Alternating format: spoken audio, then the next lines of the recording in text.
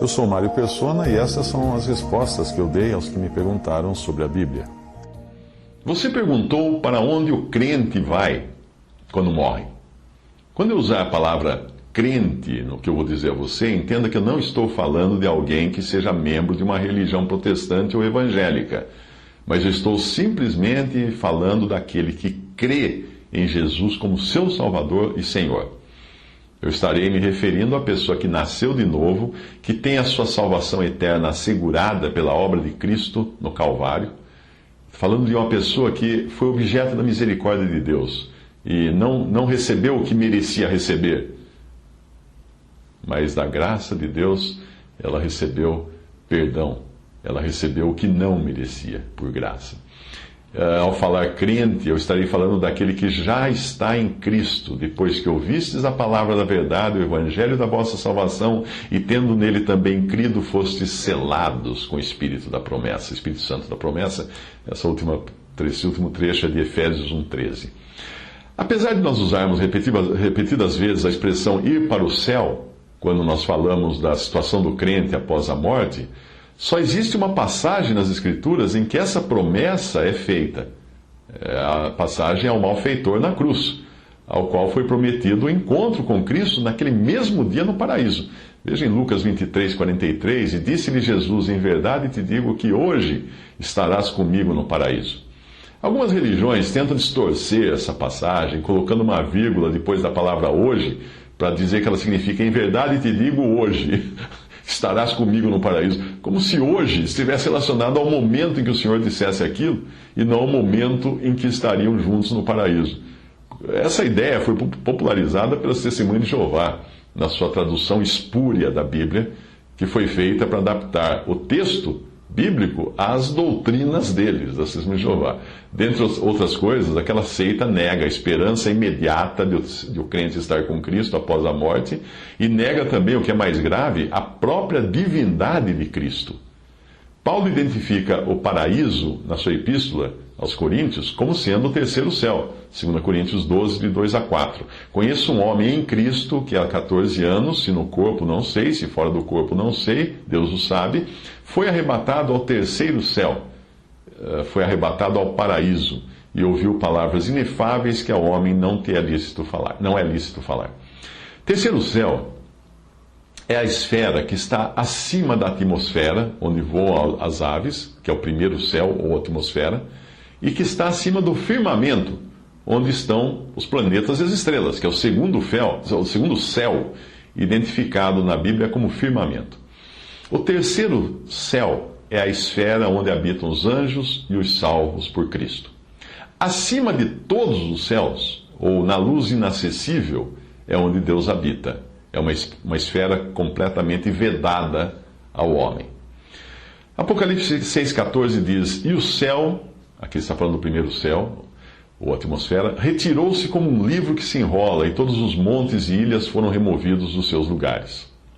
Daniel 12,3 diz, os que forem sábios, pois, resplandecerão como o fulgor do firmamento, que é o segundo céu. E os que a muitos ensinam a justiça, como as estrelas sempre eternamente.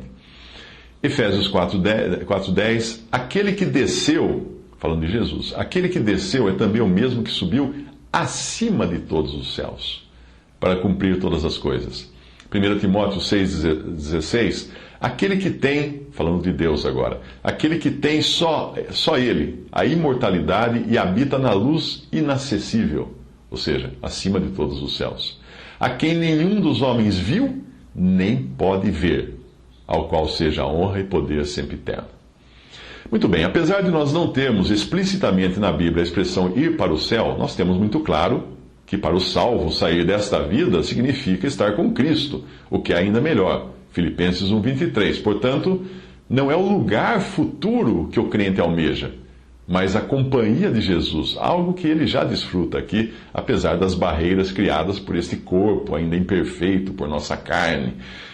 Será bom estar no céu, mas não são as sensações de felicidade ininterrupta que o crente busca. Ele busca estar com Cristo. É a pessoa de Cristo que interessa no céu.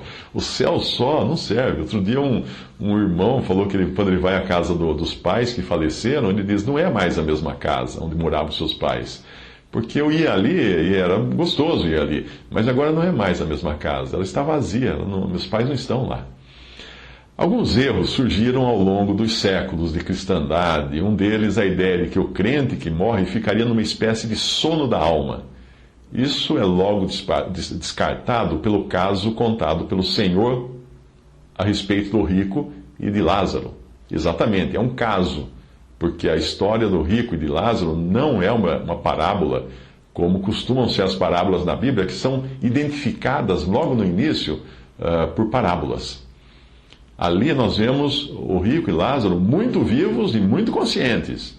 A ideia que alguns também têm de que haverá uma destruição definitiva dos ímpios no final, também é descartada pelo que o Senhor diz acerca do bicho que nunca morre, numa passagem, ao mostrar que o ser humano ele nunca mais vai deixar de existir. A partir do dia em que nós somos gerados, nós passamos a ter uma alma imortal, um espírito, e seja o seu destino o céu ou o lago de fogo, nós nunca vamos deixar de existir. Mas então o que acontece com a pessoa após a morte e antes que venha o dia da sua ressurreição? Onde ela estará? Como ela estará?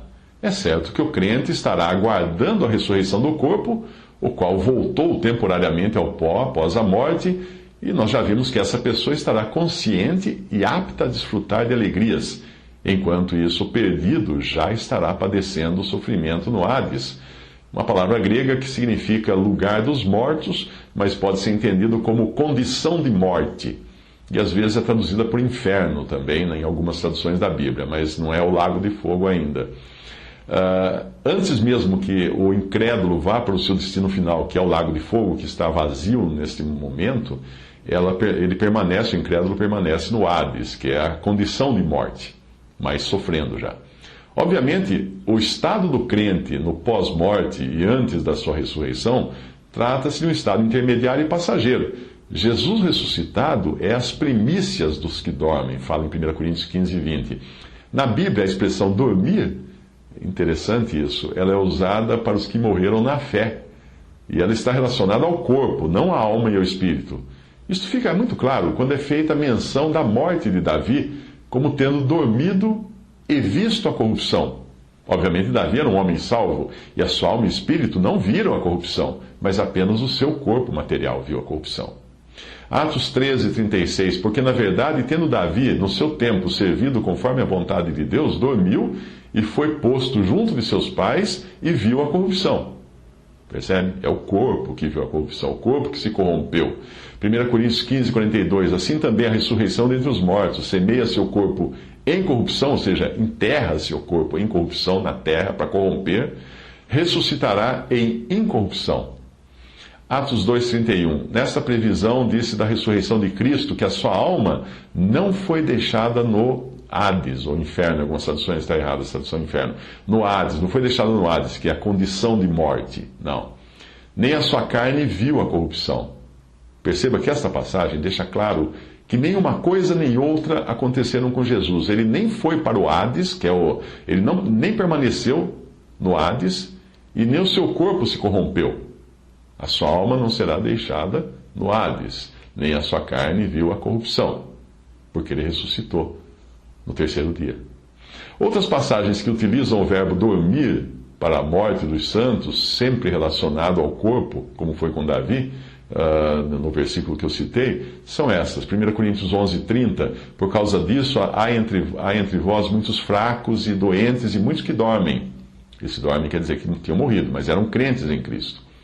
1 Coríntios 15, 20. Mas de fato, Cristo ressuscitou dentre os mortos, ou de entre os mortos, e foi feito as primícias, os primeiros frutos dos que dormem.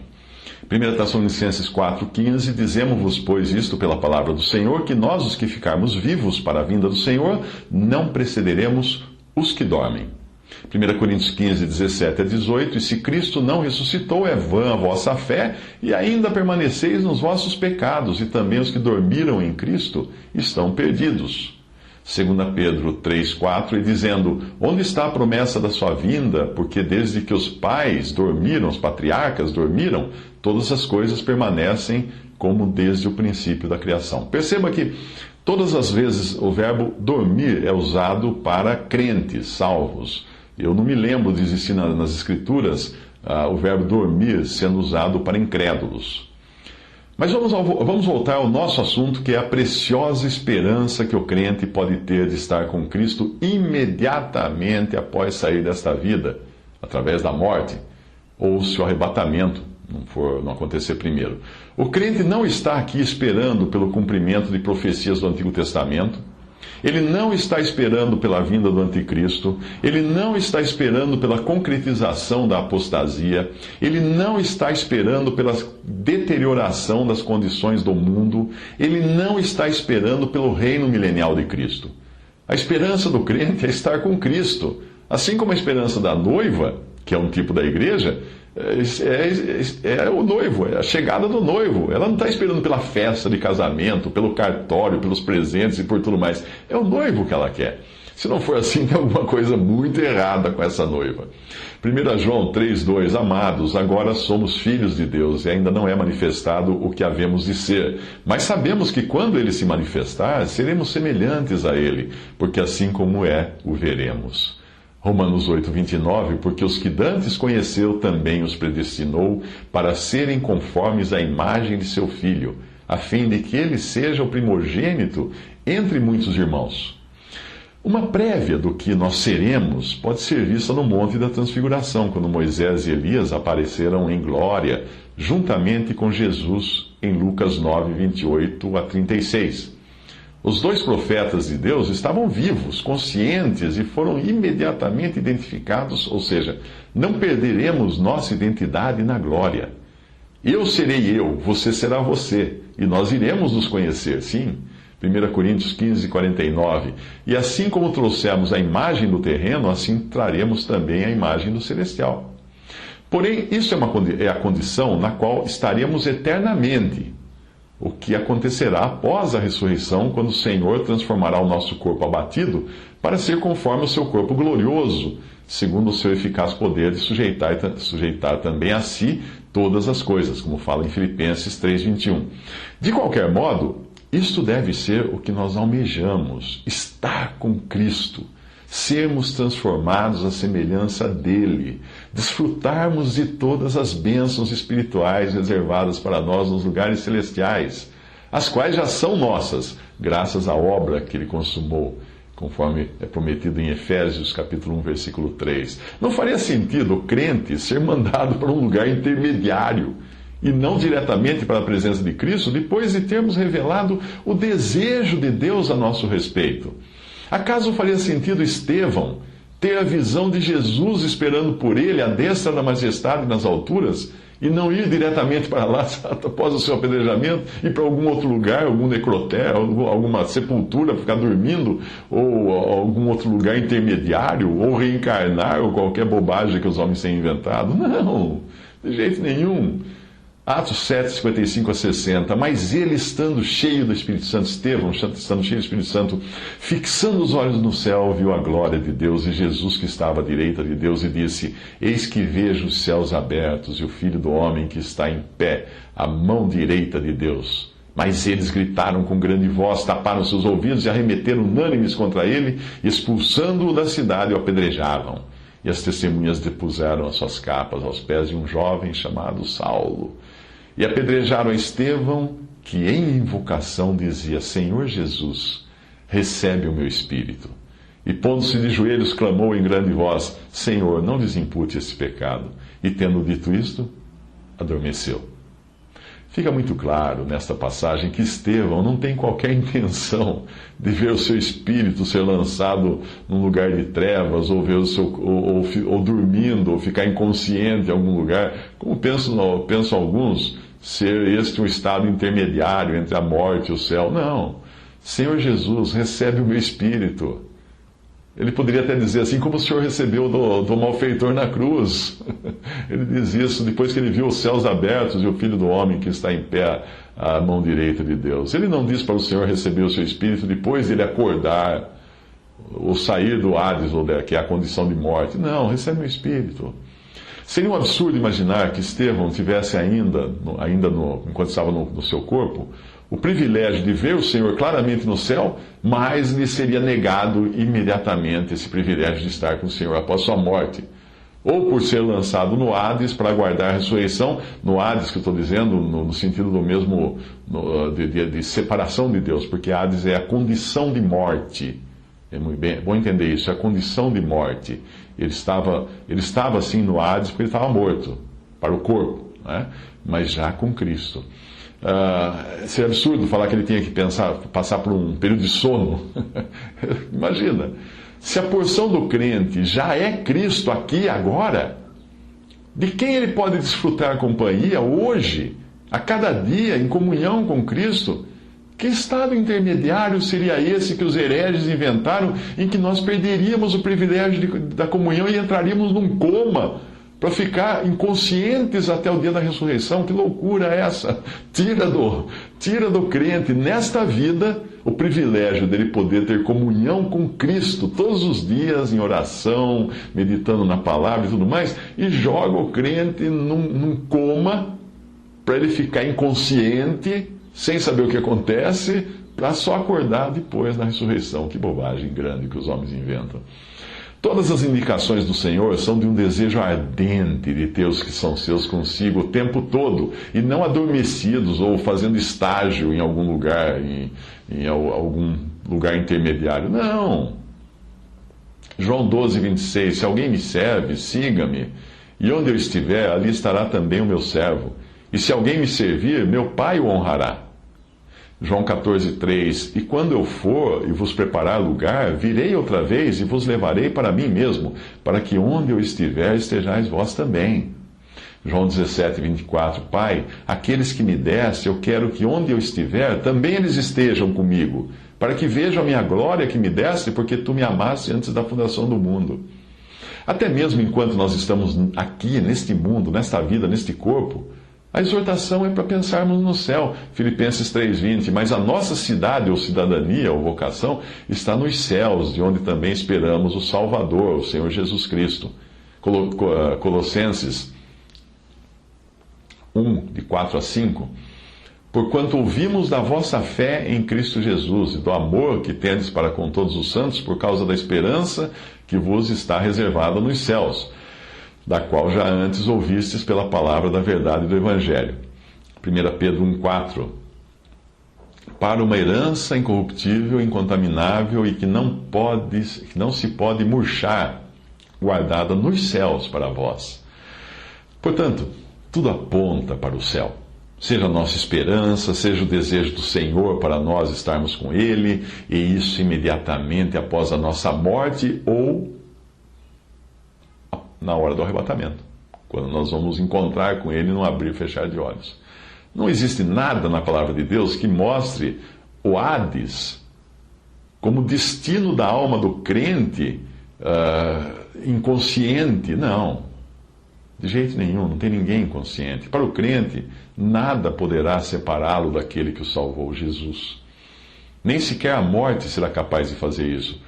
E supostamente lançando a alma do crente no estado intermediário de alguma espécie de sono. Não, não. Em Romanos 8, 38 a 39, porque eu estou certo de que nem a morte, nem a vida, nem os anjos, nem os principados, nem as potestades, nem o presente, nem o porvir, nem a altura, nem a profundidade, nem alguma outra criatura nos poderá separar do amor de Deus que está em Cristo Jesus, nosso Senhor. O Senhor Jesus não está no sono da morte, está ressuscitado. Eu também não pretendo fazer um estágio no sono da morte, mas estar imediatamente na presença do Senhor quando sair desta vida.